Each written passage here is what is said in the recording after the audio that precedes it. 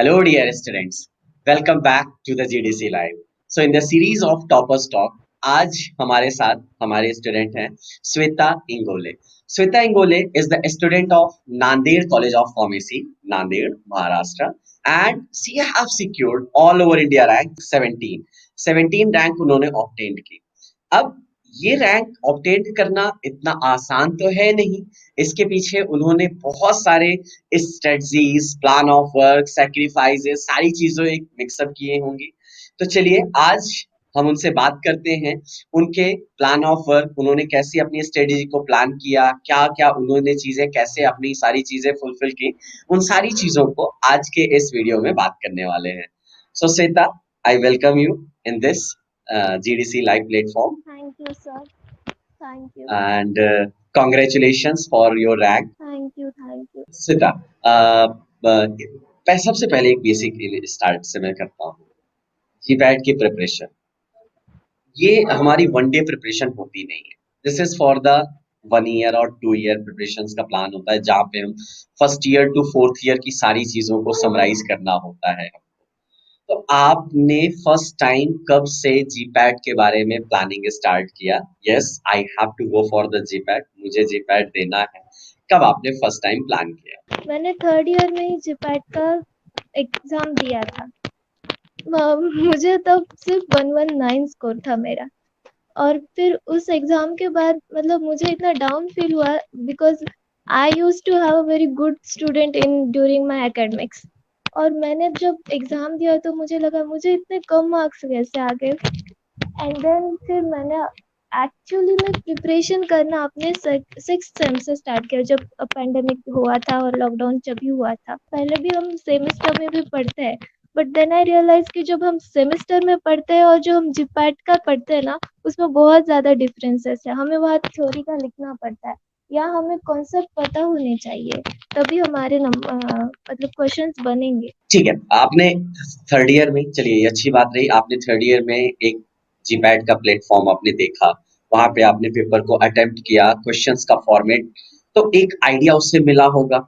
उसका आपकी प्रिपरेशन में कितना है? जैसे आपने वहां पे 119 आपने बोला कि आपके मार्क्स आए, तो अब थोड़ा सा लो थे, ठीक है, वहां क्वालिफाई नहीं हुआ।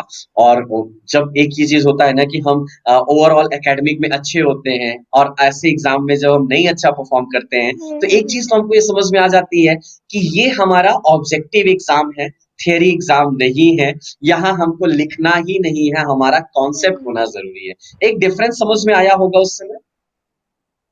यस सर, एक्चुअली डिफरेंस तो समझ में आ गया, बट आंखें खुल गई मेरी, क्योंकि मैं पहले सोचती थी कि ये एग्जाम मुझसे हो जाएगा, अगर मुझे थ्योरी में इतने अच्छा मार्क्स आते हैं तो मेरा ये भी हो जाएगा। बट वो नहीं हुआ। वो अच्छा हुआ था कि नहीं हुआ मैं क्वालिफाई। अगर मैं क्वालिफाई हो जाता तो मुझे लगता कि चलो मैं ऐसे पढ़ सकती हूँ। बट तब मैंने रियलाइज किया कि जो मैं पढ़ रही हूँ वो बहुत गलत तरीके से पढ़ रही हूँ मैं। शायद तभी मैंने अच्छे से पढ़ना स्टार्ट किया। देन आई रियलाइज कि मुझे तो कोचिंग लगेगा, क्योंकि टेस्ट सीरीज और coaching that will help you a lot. मतलब मेरे बारे में सोचो तो टेस्ट सीरीज ने मुझे इतना इम्प्रूव किया। और ये जो मतलब मैं अभी टॉपर स्टॉक देख दे रही हूँ, बट मैं ना जब भी मुझे ऐसा लगता था कि कैसे पढ़ना है, I use to watch the topper talk of Sagar भैया, देवलीना दीदी। उनका टॉपर स्टॉक देख देख के मैंने मतलब तब तो मेरा एम था कि मैं क्वालिफाई कर जाऊँ। मैं जब टॉपर स्टॉक देख रही थी, यही समय था सर, जून में शायद, तभी मैंने उनका जो टॉपर स्टॉक देखा था। तो मैंने सोचा अरे ये तो बच्चे रैंक लाने के लिए मेहनत कर रहे हैं और मैं क्वालिफाई होने के लिए मेहनत कर रही हूँ। तो मैंने अपना पूरा मोटिव चेंज किया। मैंने सोचा कि मैं भी रैंक, मुझे भी रैंक में ही आना है। और जब मैं उन लोगों से बात करती थी, यानी जो भी सीनियर्स है, वो हमेशा कहते कि उससे क्वालिफाई मत करना, आप अच्छे रैंक से क्वालिफाई करो। इम्पोर्टेंट है और एक काफी हेल्पफुल यस। होता है। तो एक हम ये भी कह सकते हैं ना कि कहीं ना कहीं जीपैट ना एक आपके मन में जो भ्रम बना रहता है, ओवर कॉन्फिडेंस रहता है कि आप एकेडमिक टॉपर हो, कॉलेज टॉपर हो, कहीं उसको भी तोड़ा होगा ना, ये समझ में आया होगा कि नहीं, अरे प्रिपरेशन करना। या मतलब भ्रम तो टूट गया। मैं तो बोल रही हूँ, मेरी तो आंखें ही खुल गई। मुझे लगता था कि मैं इतनी मतलब इतना कम स्कोर कैसे। और ऊपर से I am belong to open category. और इस मतलब मैंने जब इस बार का भी पेपर देखी थे मैं, तो मैंने सोचा था कि मतलब क्वेश्चन सर 80 क्वेश्चंस ऐसे थे कि जो कि सबको आने थे। वो इतने इजी क्वेश्चंस थे, आपके रैंक डिसाइडिंग क्वेश्चंस थे उसके ऊपर के। अगर आप वहाँ अच्छा करते हो तभी आप, मुझे तो लगा था कट ऑफ बहुत ही हाई जाएगा। मैं इतनी डिप्रेस हो गई थी एग्जाम देने के बाद भी, क्योंकि क्वेश्चन पेपर जो 80 क्वेश्चंस थे वो तो बहुत इजी थे, वो सबके बनने थे। अगर आपको मैच द फॉलोइंग में एक का भी आंसर पता है तो भी आपका आंसर बन जा रहा था। तो मैंने तब मतलब तब मुझे लगा कि मुझे 80 से अबव सॉल्व करने। वो तो आपको मतलब पेपर जब आप देखते हो तभी आपको डिसाइड करना होता है कि आपको कितने सॉल्व करने हैं। और ये मैं बोलूँगी थर्ड ईयर में तो मैंने ऑलमोस्ट 60 क्वेश्चन सॉल्व किए थे। बट मुझे तब रियलाइज हुआ कि मुझे ज़्यादा क्वेश्चन सॉल्व करने थे। हम रिस्क नहीं लेते सर, हमें पता होता है, बट ये आपको टेस्ट सीरीज से समझ आता है कि आपको कितने क्वेश्चन सॉल्व करने हैं, आपके कितने रॉन्ग हो रहे हैं कितने राइट हो रहे हैं, तो आपको कितने सॉल्व करने चाहिए। ये तो मुझे टेस्ट सीरीज से बहुत हेल्प मिला इसका।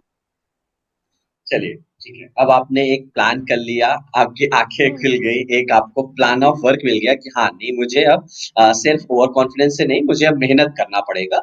मुझे उस मेहनत को फुलफिल करके और वो मेहनत आपने की, तभी वहाँ हमारा नॉन क्वालिफाइड से सीधे 17 रैंक, ये कोई लक नहीं है, ये मेहनत है। हम्म। अब हम उसी मेहनत की आपसे बात करने वाले हैं। तो अब आपने जब प्रिपरेशन प्लान किया, तो अब आपके पास एक ये भी था कि आप देख चुके थे कि मेहनत अगर हमारी अच्छी नहीं होगी तो शायद क्वालीफाई मेरा फिर से नहीं होगा, तो डर भी आ गया मन में एक चीज। ठीक है, तो अब आपने क्या प्लान आउट किया कि मुझे अब कैसे पढ़ना चाहिए, क्योंकि सब्जेक्ट बहुत हैं, उनको समराइज करना हम्म। है। आपने स्टैंडर्ड बुक्स को प्रेफरेंस दिया, नोट्स कैसे आपने उन चीजों को बनाई, थोड़ा सा उन पे मैं आता हूँ। कौन कौन से बुक्स आपने प्रेफर किया, या क्या आपका उस समय स्ट्रेटजी रहा, मॉड्यूल्स आपने लिए, या कैसे आपने उस चीज को फुलफिल किया? तो स्टार्टिंग में मैं क्या करती थी, मतलब मैंने पूछा सीनियर से कि पढ़ना कैसे है। तो मतलब वो सब बोल रहे थे कि आप रेफरेंस स्टैंडर्ड बुक ही यूज करो। तो पहले जब हम स्टैंडर्ड बुक डायरेक्ट ओपन करते और पढ़ने लगते, मैं बोलती हूँ मुझे कुछ भी नहीं समझ आता था। मैंने जब ब्लैकमन खोला था, एक तो वो इतना बड़ा बुक है, और ऊपर से ये मतलब बहुत सारे बुक आपको सजेशन में तो बहुत सारे बुक मिलेंगे। बट स्टैंडर्ड बुक यूज करने का एक फायदा होता है कि आपको ना मतलब चैप्टर कितना ही बड़ा हो, आपको भले ही 2 दिन लगते हैं चैप्टर पढ़ने के, लेकिन आपके पूरे कंसेप्ट बन जाते हैं। तो मैंने यही किया था पहले। मेरे जो भी सब्जेक्ट्स है जिसमें एक्सेप्ट कॉग्निसी और जूनियर, मुझे कॉग्निसी तो बिल्कुल भी पसंद नहीं था स्टार्टिंग में। बट तभी मैंने ऐसे नहीं किया कि मैंने पूरे उन सब्जेक्ट्स को अवॉइड किया। जब भी मतलब वीकली टेस्ट होता था या भी कोई यूट्यूब पे सेशन होता था तब मैं वो देखती थी, बट इतना भी डीप में नहीं कि मुझे सभी अभी अभी। क्योंकि जब लाइव क्लासेस होते थे मैं देखता था कि बच्चे मतलब नंबर ना नंबर उनको याद थे, कॉग्निसी के जूरी के सब याद थे, मुझे वो याद ही नहीं होता था। तो मैंने सोचा अभी तो मैं इसका टेंशन नहीं लूंगी, मैं ये बाद में ही करूंगी। तो वो मुझे एक बहुत हेल्पफुल हुआ। तो पहले मैंने जो भी कंसेप्चुअल जो सब्जेक्ट्स थे, जो भी कंसेप्ट मेरे बन सकते थे, ऑर्गेनिक केमिस्ट्री हो, मेडिसिनल केमिस्ट्री हो, कोलॉजी हो, उन पे ज़्यादा फोकस किया। और आफ्टर दिवाली मैंने, आपको कुछ सब्जेक्ट्स मिलेंगे कि वो आपको याद ही करने पड़ते हैं, जैसे कॉग्निसी हुआ, वो मैंने बाद में मतलब पहले भी मैंने किए थे बट बाद में उन पर ज़्यादा फोकस किया था। देखो आप ऐसे एनालिसिस का बुक लेकर मतलब खोल कर बैठोगे तो आपको समझ नहीं आएगा कि कितना पढ़ना है। ये पढ़ के कंसेप्ट बनते ही नहीं, you have to go for a video. आपको कोई तो टीचर लगेगा कि आपको ये सब समझाए कि एक्चुअली इसमें है क्या, आपको पढ़ना क्या है, पढ़ के होना क्या है। तो वो इसलिए मैं क्या करती थी, जब मैंने जीडीसी ज्वाइन नहीं किया था, I used to watch Pushpankar sir video, GDC video YouTube पे तो होते थे। तो मैंने जब जीडीसी ज्वाइन किया था तो मतलब हमारे टाइम तो प्राइम पहली बार बना था आई थिंक। तो तब आप एक एक वीडियो डालते थे, और जो हमारा ग्रुप बना था जीडीसी का उसमें वो स्टूडेंट्स क्या करते थे, जो भी आपने पढ़ाया है, जो टॉपिक पढ़ा है वो केडी त्रिपाठी से पूरा पढ़ते थे और पूरी रात वही डिस्कशन करते थे। तो वो हुआ था क्योंकि वो वीकली टेस्ट होता था, और वो लास्ट टाइम पहली बार हुआ था वीकली टेस्ट। तो वो वीकली टेस्ट का प्रिपरेशन इतना अच्छे से होता था। तो मैंने पहले वीकली टेस्ट के अकॉर्डिंग पढ़ना स्टार्ट किया, मैं वीडियो देखता था, और बाद में वही मतलब स्टैंडर्ड बुक से केडी त्रिपाठी हो या त्रिपाठी सर हो, दोनों भी मुझे कोलॉजी में बहुत इम्पोर्टेंट लगा। क्योंकि एक्चुअली वो ना कोलॉजी मतलब पढ़ के आपको समझ ही नहीं, केडी त्रिपाठी पढ़ोगे आप तो डायरेक्टली पढ़ना जाओगे तो उसमें इतनी इनडायरेक्ट एक्शंस होती है तो आपको वो समझ नहीं आती जब तक आपको कोई समझाए नहीं। तो मेरे ख्याल से वो वीडियोस और वो देख के मेरा कोलॉजी तो अच्छा बन गया था। तो मैं वीकली टेस्ट के लिए, क्योंकि पहले पहले कोलॉजी के वीकली टेस्ट हो रहे थे, तो मैं वो प्रिपेयर करता था। एक बात मैं यहाँ बोलना चाहूँगी, अगर आप प्रीवियस क्वेश्चन पेपर देखते हो तो वहाँ पे क्या होता है कि जो सब्जेक्ट्स के कुछ कुछ टॉपिक्स होते हैं, उनमें कुछ ऐसे पॉइंट्स होते हैं वो बार बार रिपीट होते हैं। जैसे कोलॉजी में लो एंटी अरिथमेटिक्स, एंटी अरिथमेटिक्स पे आपको हर साल एक क्वेश्चन मिलना ही मिलना है। रियोलॉजी पे आपको हर साल एक क्वेश्चन मिलना ही मिलना है। तो मैंने वैसे क्या किया, वो सब्जेक्ट्स में जो भी इम्पोर्टेंट है वो उसका पहले बहुत ही अच्छे से प्रिपरेशन किया। मैं ऐसे तो मैंने रियोलॉजी बहुत सारे स्टैंडर्ड बुक से पढ़ा था, तो मेरा वो अच्छा बन गया था। तो आप ऐसे करना है कि आपको जो मतलब मैंने बोला है, जैसे सीवीएस से एक क्वेश्चन हमेशा रहता है, तो आपको वो ना, ये आपको फिगर आउट करना है कि क्या वो क्या हमेशा पूछता है, वो आपको ज्यादा उन पर फोकस करना है। और देन जो माइनर सब्जेक्ट्स है लाइक बायोकेमिस्ट्री वगैरह, वो उसके लिए भी मैंने मतलब पहले मैं जो मॉड्यूल थे उनमें से पढ़ी थी। बट जब मैंने मॉड्यूल पढ़ के टेस्ट देना स्टार्ट किया, मुझे लगा मॉड्यूल पढ़ के हो जाएगा। लेकिन क्या होता है, मॉड्यूल के साथ साथ आपको भी एक स्टैंडर्ड बुक तो लगता है, क्योंकि टेस्ट में ना इतने हार्ड क्वेश्चन थे लक्ष्य जी पैट में कि मुझे 400 में से 200 के पीछे ही मार्क्स आ रहे थे। तो मुझे लगा कि हाँ मतलब मानते हैं कि बायोकेमिस्ट्री से ज्यादा क्वेश्चन जीपैट में नहीं आते, बट ये आपको नाइपर के लिए हेल्प करेगा। तो आप क्या करें कि जो भी मतलब आप प्रिपेयर कर रहे हो फर्स्ट टाइम, वो तभी अच्छा कर लो, मतलब डीप में कर लो, अपने कॉन्सेप्ट्स बना लो। ये मैं कहना चाहूँ। और सब्जेक्ट्स रहे तो मैंने जो बताया कॉग्निटिव और जूरी, वो तो मैंने रात मतलब लास्ट में ही वही किया था।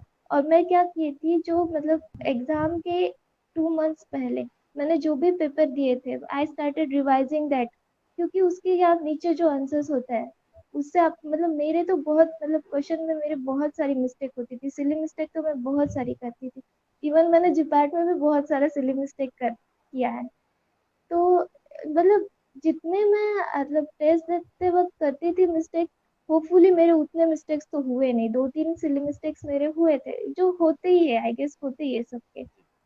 तो आपको टेस्ट देना है, जब भी आप कोई टॉपिक पढ़ते हो आप उसके बाद ही टेस्ट दे दो, तब आपको याद रहेगा कि मेरा क्या गलत हो रहा है, मुझे किस पर फोकस करना चाहिए। मैंने यही किया। यस। ओके श्वेता, अब ठीक है, अब आप जीडीसी प्राइम की स्टूडेंट हैं, फर्स्ट प्राइम बैच में आप थी, ठीक है। अब एक चीज जो आपने बोला ना कि ना से हाँ की तरफ बातें बढ़ रही थी, बहुत सारे कंफ्यूजन्स थे, तो अब आपको एक लाइन पहले मैं लाऊंगा कि वो जीडीसी प्राइम आपके प्रिपरेशन में कितना हेल्पफुल रहा। आपको लगता है कि हाँ वहां से मेरा ट्रैक चेंज हुआ, मेरे प्रिपरेशन का मोड चेंज हुआ, उस प्राइम कोर्स ने आपको क्या क्या हेल्प किया? सर मैंने मतलब जब भी मैंने पहले बार कोर्स लिया, मुझे एक तो पता चला कि कंपटीशन कितना है, कितने लोग वो प्रिपेयर कर रहे हैं, मुझे मुझे इनसे क्या अलग करना है। मतलब दैट इज आई रियलाइज कि ये सब इतने प्रिपेयर कर रहे हैं, ऐसे तो मैं मेरा तो कुछ बनना नहीं है, मुझे तो बहुत ज्यादा मेहनत करनी है। तो मतलब थर्ड ईयर के स्टूडेंट्स भी मैंने देखा था, वो तब से प्रिपेयर कर रहे थे और मैं तो फाइनल में था। तो जीडीसी प्राइम का एक था कि मैं जब भी मुझे कोई टॉपिक करना है, मैं पहले देखती थी वीडियो अवेलेबल है या नहीं, होता था तो मैं वो वीडियो पहले देख लेती थी पूरा अच्छे से। और मतलब मैंने अकॉर्डिंग टू आपके वीडियो जैसे आते थे मैंने वैसे ही प्रिपेयर किया। और मुझे लगा था कि वो कवर नहीं होगा सिलेबस, बट सिलेबस कवर हो गया था बाद में। और रिवीजन के टाइम भी मैं 2x पे करके सारे वीडियो मैंने तभी भी देख लिए थे, क्योंकि वो मतलब कभी कभी आप बुक से पढ़ नहीं सकते ना, मतलब हमेशा बोर होते हो। तो ऐसे ही खाली टाइम मिलता था तो मैं जो माइनर सब्जेक्ट है उनके वीडियो में लगा के बैठ जाती थी चलिए, इनका। मतलब हम मतलब ये चीज आज, हाँ, अगर आज हम ये बात करते हैं कि जैसे आपने जो प्रिपरेशन किया, हाँ बिल्कुल उस समय हमारा फर्स्ट टाइम प्राइम था, लेकिन हमने जैसे अपने स्टूडेंट से प्रॉमिस किया था कि हम सिलेबस कंप्लीट करेंगे, और हमने लगभग हम 100 तो नहीं बोल सकते, बिल्कुल हम नहीं बोलेंगे, लेकिन हाँ हमने 80-85% सिलेबस उस समय हमने कंप्लीट कर लिया था। तो आपको वहां पे चीजें सारी मिली और वो चीजें आपके लिए हेल्पफुल रही। अच्छा, जब आप प्रिपरेशन करते हो, जैसे स्टूडेंट्स के पास आज क्वेश्चन रहता है, उस समय उतनी शायद हमारी लाइव क्लासेस भी नहीं होती थी, उतनी नहीं हो पा रही थी, लेकिन अभी क्या है, हमारी वीकली लाइव क्लासेस हैं कि पर डे लाइव क्लासेस चल रही हैं। एक यहाँ पे मेरा क्वेश्चन ये आएगा कि उस समय जब आप प्रिपरेशन की बात कर रहे हो, तो वहाँ पे कहीं न कहीं थोड़ा-सा ऐसा था कि आपका प्रॉब्लम हो रही थी, मीन्स हम कंटेंट पढ़ रहे थे। आज के स्टूडेंट्स का जैसे क्वेश्चन है कि सर हम कब वीडियो देखें, कब हम क्वेश्चन सॉल्व करें, कब हम लाइव क्लासेस करें, तो आप कैसे उसमें एडजस्ट करते थे? सर मैं क्या करती थी, मतलब देखो आप कोलोजी अगर पढ़ रहे हो तो आपको जी फार्मा से स्टार्ट करना है, उसके बाद एएनएस करना है, उसके बाद अगर आप सीवीएस के लिए जाते हो तो मेरे ख्याल से कंसेप्ट नहीं बनेंगे, क्योंकि उस वो सीवीएस तो पूरा एएनएस पे डिपेंड है। ऐसे मैंने क्या किया था, बहुत सारे सब्जेक्ट्स कोलैब किए थे। जब मैं कोलोजी पढ़ रहा था तब मैं साइड बाय साइड मेडिसिन भी पढ़ती थी, और मैं अपने केडी में या अपने नोट्स में उसमें जो भी मतलब कोलॉजी में आप कोई ड्रग का पढ़ रहे हो, मैंने क्या किया था कि उसमें जो उस ड्रग में हेटेरोसाइक्लिक रिंग है या उसमें जो भी उसकी स्टीरियोकेमिस्ट्री है, I use to write down in my notes. तो वो मैंने ऐसे सब्जेक्ट्स बहुत सारे कोलैब किए थे। तो जब मैं बायोकेमिस्ट्री पढ़ती थी तब मैं ऑर्गेनिक के वीडियो भी देखती थी, क्योंकि मैंने मतलब हम फार्मेसी के लोगों को ऑर्गेनिक से बहुत प्रॉब्लम होती है, मुझे तो बहुत होता था। मुझे ऑर्गेनिक मतलब बिल्कुल पसंद नहीं था स्टार्टिंग में, बट जब भी मैंने वीडियो देखना स्टार्ट किया दीपक सर के, ओ माय गॉड, वो वीडियो मतलब मुझे मेरा तो ऑर्गेनिक वही से क्लियर हुआ है। अभी भी हम जब नाइपर के लिए, मुझे ऑलमोस्ट 100% तो अभी भी ऑर्गेनिक नहीं आता, बट जब आप मतलब देखते हो वीडियो समझ पाते हो तो, और आपके क्वेश्चंस बनने लगते हैं, अभी भी उनके क्लास होते हैं ना, हमें हर बार नई नई चीजें सीखने को मिलती थी। तो मैं क्या करती थी, कोई भी टॉपिक पहले पढ़ लेती थी, फिर उसके जो मॉड्यूल है उसमें से एमसी मतलब वीडियो देख के मैं टॉपिक पढ़ लेती थी, मॉड्यूल में से अपने एमसीक्यू कंप्लीट करती थी, और मैं टेस्ट देती थी। मेरे मतलब तभी भी मेरे बहुत कम मार्क्स आते थे, ऐसे नहीं कि मुझे बहुत अच्छे आते थे। बिफोर दिवाली मेरे मार्क्स बहुत ही कम थे। जब मैंने रिवीजन करना स्टार्ट किया, और मैंने रिवीजन भी मैं वीडियो देख के ही करती थी, क्योंकि क्या होता था, जब जब मैं रिवीजन करती थी, मतलब रिवीजन के पहले मैंने वो टेस्ट दिया हुआ था, बट फिर भी मैं वो टेस्ट एक बार रिवाइज करती थी, और फिर पता चलता था कि ये मुझे रिवीजन करके पता चला। बहुत सारे वर्ड्स भूल जाते, but revision is very important. मैं मतलब मुझे रिवीजन पहले करना बिल्कुल पसंद नहीं था, मैं एक एक टॉपिक खत्म करने पे तुली हुई थी। तो जब मैंने आफ्टर दिवाली अच्छे से रिवाइज करना, मैंने बहुत भूल गया था सर। मैं मतलब मेरा इतना कॉन्फिडेंस डाउन होता था कभी कभी, तो मुझे ऐसे किसी से सीनियर से बात करनी पड़ती थी कि मैं क्या करूँ, अब मेरे मुझे तो बहुत कम मार्क्स आ रहे हैं, ऐसे तो मेरा होगा नहीं। तो वो बोलते थे कि ये देखो ये सबके साथ होता है। अभी भी मुझे जब कोई जूनियर्स मैसेज करते, दीदी कैसे पढ़ना है, आपने कैसे किया था, मैं बोलती हूँ कि आप इतना भी स्ट्रेस मत लो, ये सबके साथ होता है, मेरे साथ भी बहुत होता था। बट आप अपना एक शेड्यूल बनाओ। मैंने अपना एक शेड्यूल बनाया था, जिससे कि मैंने बताया कि मुझे कंसेप्चुअल टॉपिक पहले करना है, और जो भी मतलब मैं जिसमें मुझे मेरी हालत बुरी है उसमें मैं क्या करूँगी वो मैं लास्ट में रखूंगी, वैसे मुझे वो फ्रेश फ्रेश याद भी रह जाएगा, और उसका मुझे बेनिफिट भी होगा। चलिए, श्वेता, एक ये अच्छा पॉइंट आपने दिया, जैसे आप टेस्ट जब देते थे, तो टेस्ट में मार्क्स अच्छे नहीं आते थे।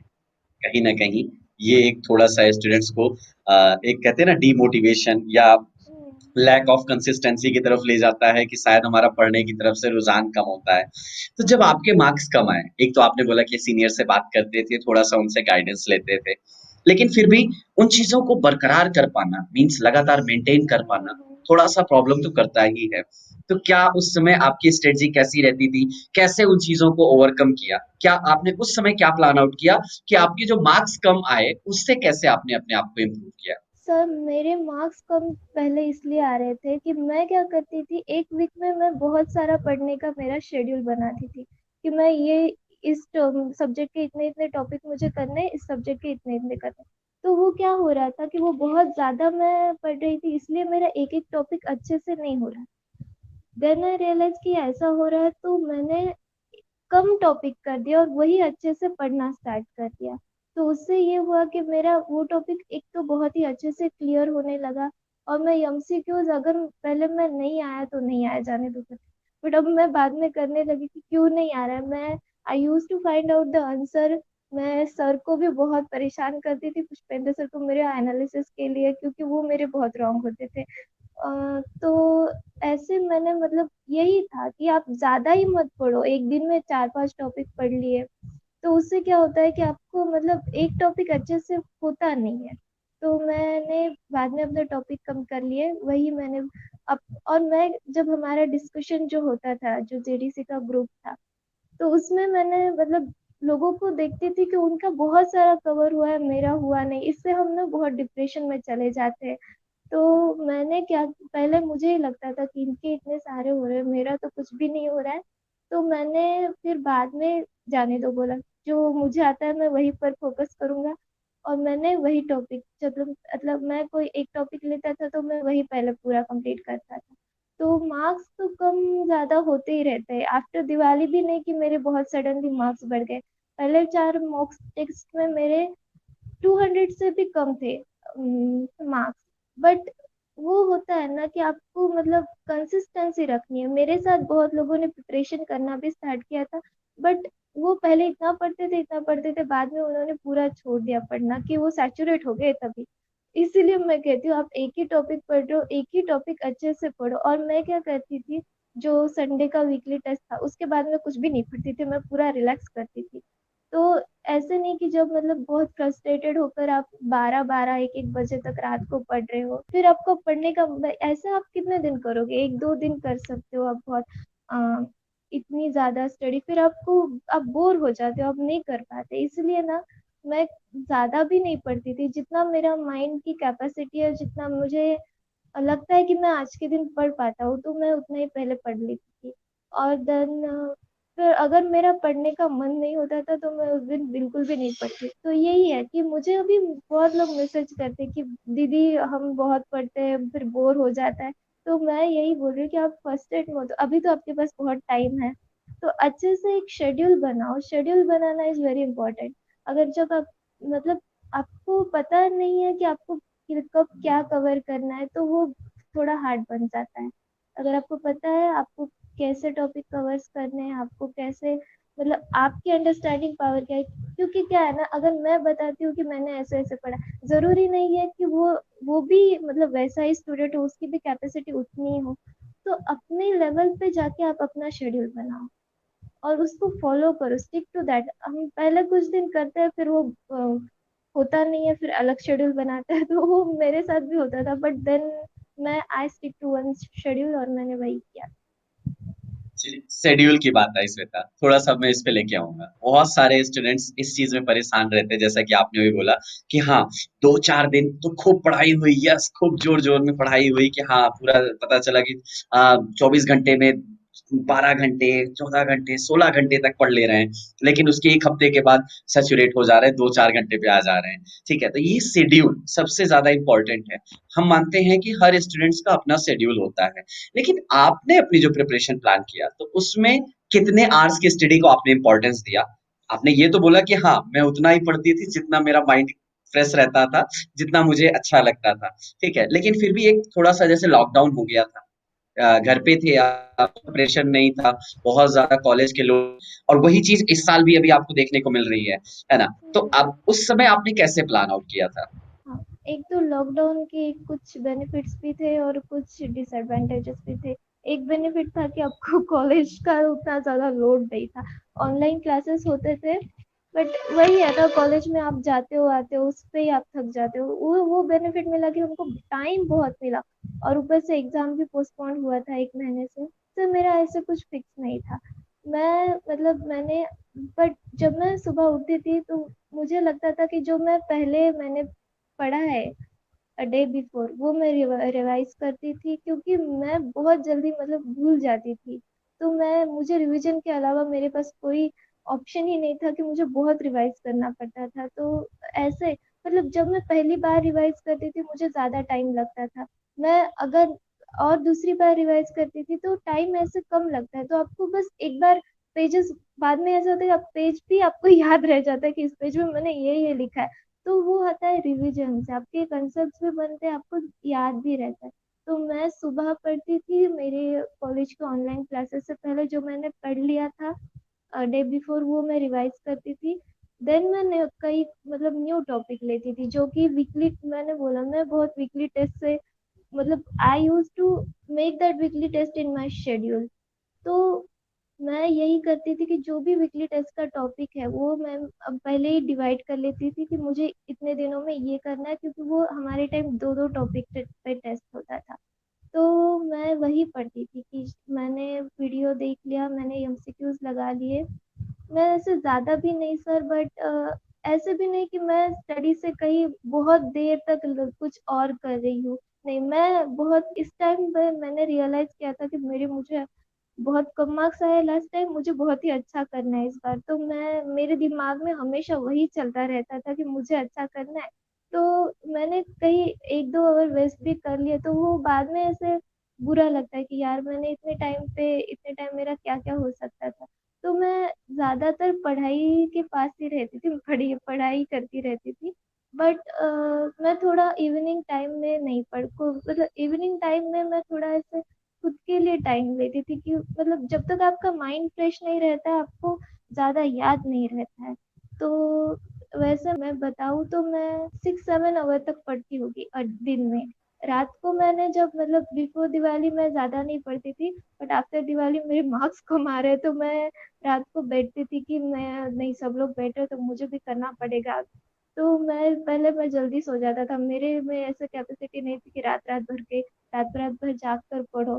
तो बट बाद में जब मार्क्स कम आते हैं तो फिर और लोग भी आपके साथ होते हैं, जो मतलब ग्रुप डिस्कशन होता था वो सब रात को डिस्कस करते थे। तो आपको लगता है कि चलो सब कर रहे हैं हमारा हो जाएगा, वो बाद में आपके शेड्यूल में बन जाता है। तो मैंने पहले मतलब मैंने ऐसे ही पढ़ाई की थी खेल कूद में कि मुझे ये टॉपिक अच्छे से करने हैं। और जब आफ्टर दिवाली मैंने मतलब जब रिवाइज करना स्टार्ट किया तब मैं बहुत सीरियस होकर रिवाइज करती थी। अ, वही मैंने तब तो बाकी सारी चीजें करना छोड़ दिया था, मैं बस पढ़ाई में लगी रहती थी। तो ये है कि आप अभी से उतना ज्यादा पढ़ना स्टार्ट करोगे, पूरा दिन पढ़ोगे तो कहीं ना कहीं वो आप सैचुरेट हो जाते हो। तो बस खुद थोड़ा फ्रेश रहना चाहिए। अगर फ्रेश रहते हो तो नेक्स्ट डे आप ना बहुत इफिशिएंटली दूसरा टॉपिक कर सकते हो। यही मैं कहूँगी। सिता, अब अभी तक तो हमने बात किया जैसा कि आपने बार बार बोला, दिवाली के पहले का आपका शेड्यूल अलग था, दिवाली के बाद का थोड़ा शेड्यूल चेंज हुआ। अब हम दिवाली के बाद ही चलते हैं, मींस अप्रॉक्स हम नवंबर दिसंबर के आसपास चलते हैं, जहां हमारा नोटिफिकेशन आ चुका था कि हाँ फॉर्म का फिलअप करने की डेट आ चुकी थी। एक हमको अप्रॉक्स डेट भी आ चुकी थी कि हाँ लगभग हमारा फरवरी में एग्जाम होगा, कब होगा वो हमारे पास आइडिया नहीं था उस समय। लेकिन अब पॉइंट अगर यहाँ पे आता है कि उस समय प्रिपरेशन का एक थोड़ा सा प्रेशर तो बना कि हाँ अब टाइम कम बचा हुआ है, अब हमें फुलफिल करना है। पहले तो ये कंफर्म नहीं था पेपर कब होगा, लेकिन अब पेपर की डेट आ चुकी थी। तो वहां से चेंज करना, गियर अप करना थोड़ा सा ज्यादा जरूरी है। आपने क्या चेंजेस किए उस समय? आपने अपने प्रिपरेशन में मैक्सिमम क्या चेंजेस किए? जैसा कि टेस्ट की बात करते हैं, टेस्ट में मार्क्स कम आए, ठीक है, हम और टेस्ट देंगे, अपनी गलतियों को फाइंड आउट करेंगे, क्वेश्चन को नोट डाउन करेंगे, वो चीजें आपने फाइंड आउट की होंगी उस समय। और आपने क्या क्या चेंजेस किए, क्योंकि प्रेशर भी था कि हाँ अब करना है और मेहनत करना है। उस समय क्या चेंजेस हुए? चेंजेस तो बहुत हुए थे, मैंने मतलब बिफोर दिवाली मैंने पूरा अपना कंप्लीट कर लिया था, जो भी मुझे फर्स्ट रीडिंग करना था, मेरे कंसेप्ट बनने थे वो तो बन गए थे। फिर आफ्टर दिवाली मैंने टेस्ट पे ज़्यादा फोकस किया था, एमसीक्यूज पे ज़्यादा फोकस किया था। और मैं मतलब हमें पीयूष सर ने एक बात बताई कि रिवीजन कैसे करना है। आप सर बोलते थे कि आप वही रिवाइज मत करो कि जो आपको आता है, आप वो रिवाइज करो जो आपको नहीं आता है। तो मैं ऐसे मैंने मेरे माइंड में अभी तक वो बात सेट है कि आपको मतलब आपने एएनएस का रिवीजन करना स्टार्ट कर दिया तो आप ये नहीं कि आपको पता है कि ये रिसेप्टर्स होते हैं, इस पे यम इसमें ये कौन सा क्या है, यम 2 ऑटो रिसेप्टर है, तो आपको वो नहीं पढ़ना है, आपको वही पढ़ना है जो ड्रग्स आपको कंफ्यूज करते हैं, जो मतलब किसी का इंटरेक्शन होता है। तो मैंने बाद में वही मतलब उन्हीं चीज़ों पे फोकस किया था।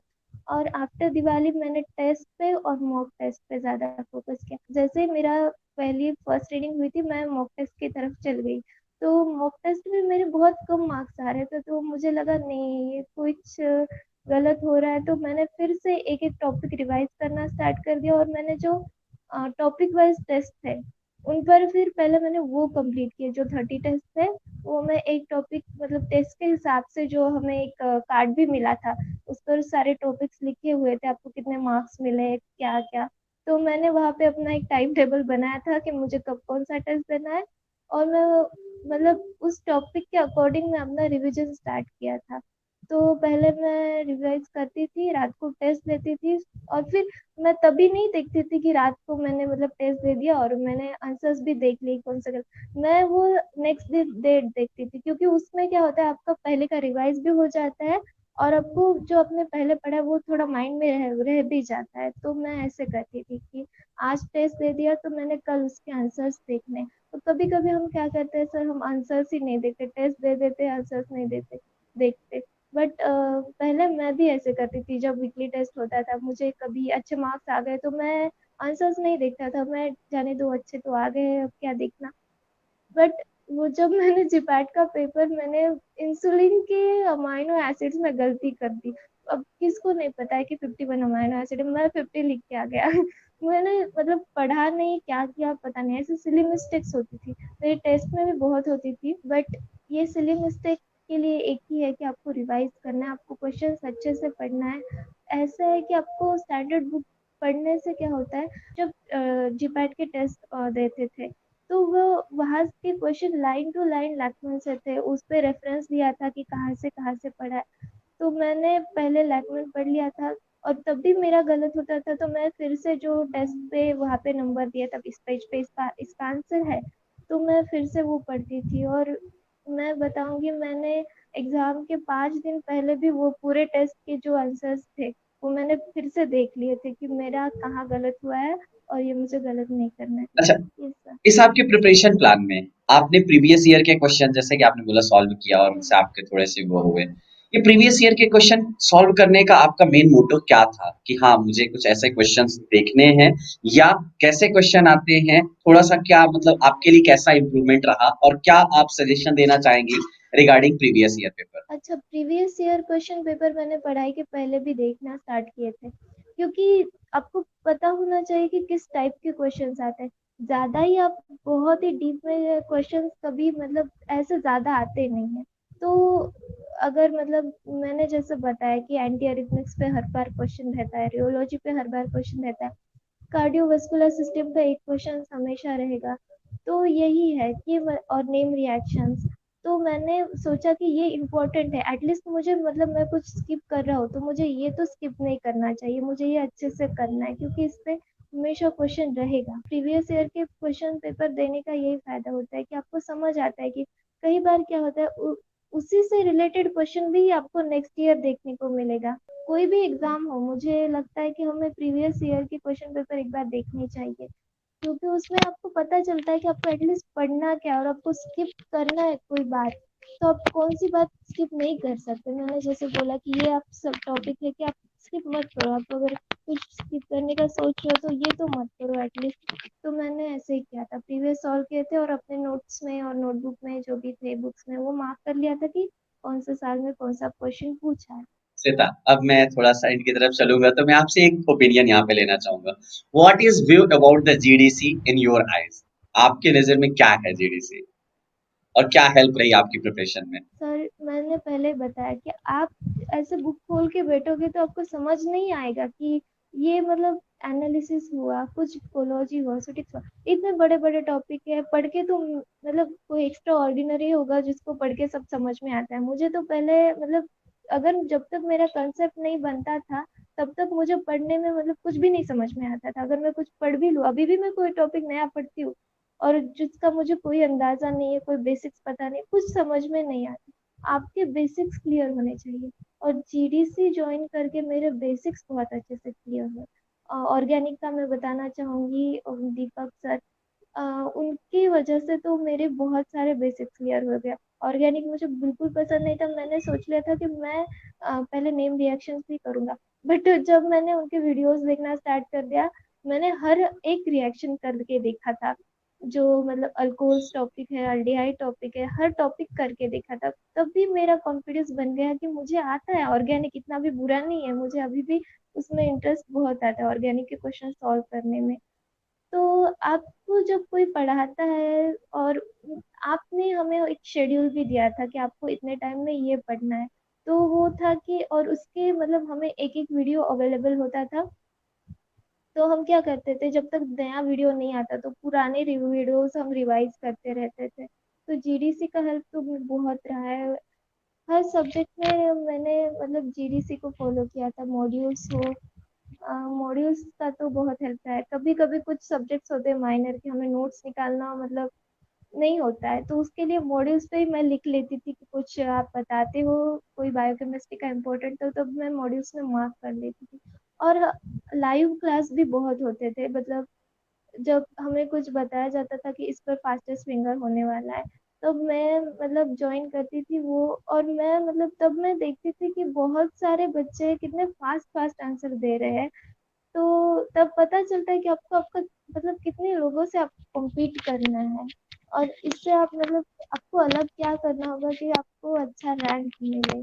तो इसमें एक आपको ये मुझे भी लगता होगा कि हाँ, एक हेल्दी एनवायरनमेंट आपको मिला हुआ है, जहाँ पे आप देखते हैं कि हाँ, बच्चे ऐसे पढ़ रहे हैं, ये लोग ऐसे कर रहे हैं, यार मैं थोड़ा पीछे हूँ, थोड़ा मुझे और मेहनत करना पड़ेगा। तो ये एक आपके लिए कहीं न कहीं एक अच्छी चीज़ भी है कि हाँ, पॉजिटिव कंपटीशन भी आपको दिख रहा है, क्योंकि सब लोग कर रहे हैं, लेकिन यहाँ पे जब आपको 2-4 ऐसे स्टूडेंट्स मिलते हैं, तो कहीं न कहीं आपको लगता है ना, थोड़ा मुझे और करना है, थोड़ा और करना है। हम्म, उसने आपको कहीं न कहीं इम्प्रूवमेंट ज़रूर दिया होगा। ठीक है, श्वेता, एट द एंड मैं आपके बेस्ट विशेज़ आपके जो new juniors next year GPAT देने वाले हैं, उनको आप क्या बेस्ट विशेस और गुरु मंत्र देना चाहेंगी अपनी, कि हाँ, ऐसी रैंक वो भी ला सकें? तो देखिए मतलब वो पेपर पे डिपेंड करता है कि आपको कितने क्वेश्चन सॉल्व करने थे। मैंने 113 क्वेश्चन सॉल्व किए थे, उसमें मेरे 29 रॉन्ग हो गए थे। बट जब मैंने ये सोच के नहीं गया था कि मुझे इतने सॉल्व करने हैं और ऐसे करने हैं। आप जब पेपर देते हो तब आपको समझ में मैंने पेपर देखा था, पेपर पहले पहले क्वेश्चन बहुत इजी थे, और मुझे लगा था मैं तो ऊपर कैटेगरी से हूँ, तो मेरा तो ऐसे मतलब मैं 80-90 क्वेश्चन सॉल्व करूंगा तो मेरा तो क्वालिफाई हार्डली हो जाएगा, रैंक तो आनी नहीं है। और उसके ऊपर के जो क्वेश्चंस थे सर, वो ऐसे थे कि वो आपके मतलब उसमें मुझे 113 में ऐसा नहीं कि मुझे पूरे क्वेश्चंस आते थे। मैंने कहा कहा मतलब दो क्वेश्चन में जम्बलिंग होता है, तो मैंने वहाँ रिस्क ले लिया। अगर मैं वो रिस्क नहीं लेता तो मेरे मतलब मैंने बाद में देखा कि उसमें जो मैंने रिस्क लिए हुए क्वेश्चंस थे, जो मुझे लगता था कि ये आंसर होना चाहिए बट मैं श्योर नहीं थी कि 100% यही हो, जो मैं अप टू 80 क्वेश्चन तक मुझे श्योर था कि नहीं यही आंसर है। यहाँ थोड़ा 98 95 हो रहा था कि ये होना चाहिए, मेरा तो ये आ रहा है बार बार करके भी। तो मैंने तब वहाँ पे रिस्क ले लिया। तो उसमें से भी मेरे बहुत सारे क्वेश्चंस राइट आए, जो मतलब जो 90 थे उसमें से मेरे काफी गलत भी हुए थे कि थोड़ा सा मैंने ज्यादा ही सोच लिया या फिर थोड़ा सा कोई पॉइंट मिस कर दी।